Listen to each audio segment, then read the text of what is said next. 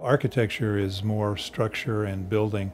Landscape is environment, sustainability, outdoors, and urban design is the landscape outdoors between buildings in urban areas. I'm drawn to granite and actually stone in general, but granite in particular, because the look that you get from granite is very unique, very special. The shadow lines and the textures that result from sculpting it in different ways, whether it's drilled or honed or polished, the number of things you can do to make it artful is better than any stone I've seen. I consider it rather maintenance-free because of the ease of cleaning it. Holding it in your hand, this looks and feels like what it is. It sounds like what it is. You don't tap it and get a hollow sound. You know, it is a solid, permanent, lasting, real material, which we really appreciate. The dark granites work particularly well with water.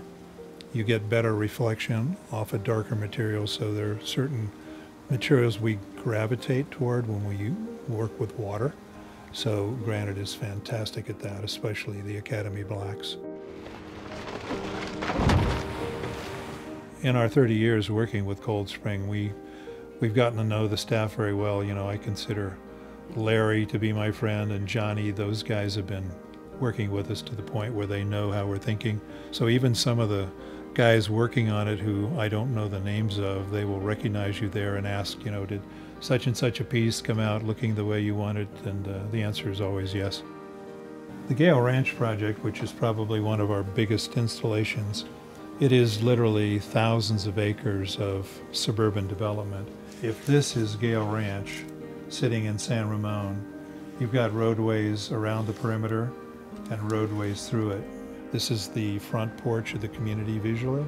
So it had to have a lot of water movement through it. It had to be festive, it had to be special and unique to this community.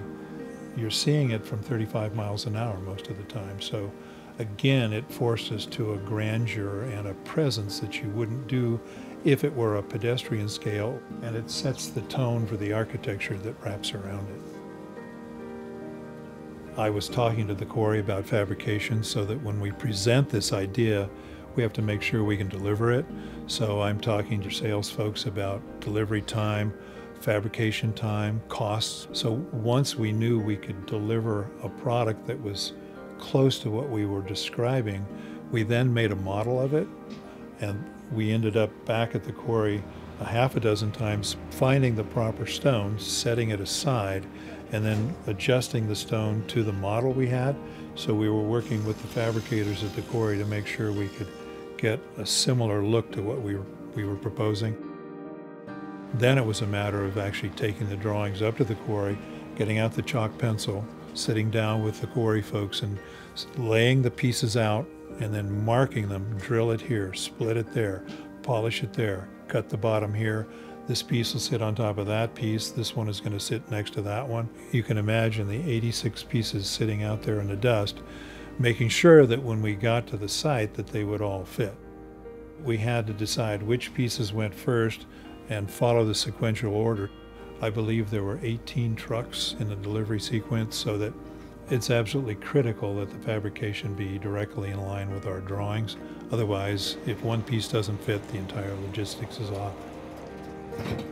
Coldspring knows granite, they know installation, they understand the technical process of what it is and how to get it built. I've been doing fabrication with their folks up at the quarry for years. They understand what I want, they listen. They're special to us because we know what the cost will be, we know they'll be delivered on time, we'll know they'll be fabricated the way we want, and we know they'll be artful. All of those aspects are part of getting an installation that looks right, on budget, in the ground, and the quarry's involved in that with us from day one.